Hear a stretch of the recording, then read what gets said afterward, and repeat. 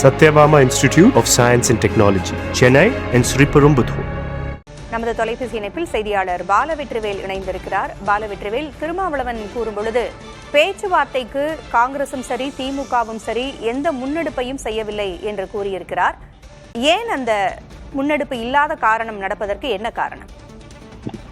பூங்குழலி, புதுச்சேரி மாநிலத்தை பொறுத்தவரை கூட்டணிக்கு யார் தலைமை ஏற்பது என்கிற ஒரு ஈகோ பிரச்சனை தொடக்கத்தில் இருந்தே இருந்தது.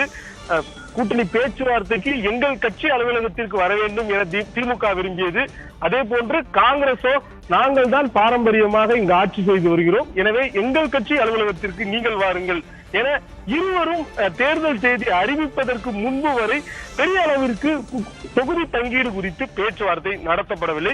இந்நிலையில் தான் தேர்தல் தேதி அறிவிக்கப்பட்டதில் இருந்து இரண்டு கட்சிகளுமே குறிப்பாக வெற்றி வாய்ப்புள்ள தொகுதிகளை மாறி மாறி கேட்டார்கள். திமுகவை பொறுத்தவரை கடந்த சட்டமன்ற தேர்தலை பொறுத்தவரை 13 தொகுதிகளில் போட்டியிட்டு 6 சட்டமன்ற உறுப்பினர்களை பெற்றிருக்கிறார்கள். சட்டமன்ற எதிர்கட்சியாக திமுக தான் இருக்கிறது. காங்கிரஸ் கட்சி 15 தொகுதிகளில் போட்டியிட்டு 2 சட்டமன்ற உறுப்பினர்கள் தான் பெற்றிருக்கிறார்கள்.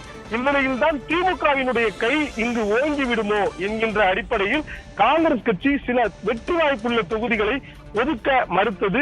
இந்நிலையில் வேட்புமனு தாக்கல் தொடங்கியதில் இருந்து இரண்டு கட்சிகளுக்கும் பெரிய அளவிற்கு இழுபறி நீடித்ததன் காரணமாக குழப்பம் ஏற்பட்டது. அவர்களுக்குள்ளும் தொகுதி ஒதுக்கீடு செய்யவில்லை. அதே போன்று கூட்டணியில் இருக்கக்கூடிய விடுதலை சிறுத்தைகள் கட்சி, இந்திய கம்யூனிஸ்ட் கட்சி, இந்திய யூனியன் முஸ்லீம் லீக் உள்ளிட்ட கட்சிகளை பேச்சுவார்த்தைக்கு அழைக்கவும் இல்லை. அவங்களுக்குள்ளேயே ஒரு சுமூக தீர்வு ஏற்படாத நிலையில, மற்ற கட்சிகளுக்கு பேச்சுவார்த்தை அழைக்கப்படாத நிலையில வேட்புமனுவுக்கான இறுதி நாள் அன்றுதான் ஜெகத் ரட்சகன் மற்றும் வைத்திலிங்கம் ஆகியோர் தொகுதி உடன்படிக்கையில் கையெழுத்திட்டார்கள். அதற்குள் வேட்புமனு தாக்கல் செய்வது முடிவடைந்ததன் காரணமாக அந்த தேதி வரை, கடந்த திங்கட்கிழமை வரை 22 தொகுதிகள்ல காங்கிரசும் 13 இடங்கள்ல திமுகவும், விடுதலை சிறுத்தைகள் 3 தொகுதிகளிலையும், இந்திய கம்யூனிஸ்ட் கட்சி 2 தொகுதிகள் என மாறி மாறி அவர்களுக்குள் எந்த விதமான தெளிவும் இல்லாமல் வேட்புமனுவை தாக்கல் செய்ததோடு ஏபி படிவம் என கூறப்படுகின்ற கட்சியின் அதிகாரப்பூர்வ கடிதத்தையும் தேர்தல் ஆணையத்திடம் ஒப்படைத்தார்கள். அதுதான் தற்போது சிக்கலுக்கு வழிவகுத்திருக்கிறது. 13 தொகுதிகள் திமுகவிற்கு ஒதுக்கப்பட்ட 13 தொகுதிகள்ல 6 தொகுதிகள்ல காங்கிரஸ் வேட்பாளர்கள், குறிப்பாக மங்களம், திருப்புவனை, ராஜ்பவன், நெல்லித்தோப்பு, காலாப்பட்டு, நிரவி ஆகிய தொகுதிகள்ல காங்கிரஸ் வேட்பாளர்களும் ஏபி படிவம் கொடுத்திருக்கிறார்கள்.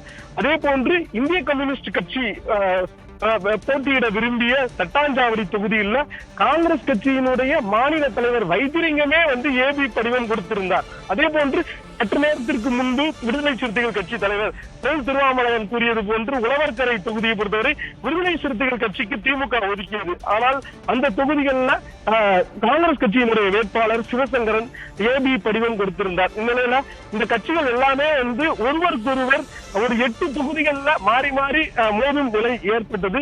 இன்று வேட்புமனுவுக்கான திரும்ப பெறுவதற்கான இறுதி நாள் என்கிற நிலையில காங்கிரஸ் தலைமையோ வேட்பாளர்கள் திரும்ப பெற வேண்டிய அவசியம் இல்லை என கூறியதாக தெரிவிக்கப்படுகிறது. இந்த நிலையில் தான் தற்போது புதுச்சேரியில் இந்தியா கூட்டணி உடைகிறதா என்கிற ஒரு கேள்வியும் எழுப்பப்படுகிறது.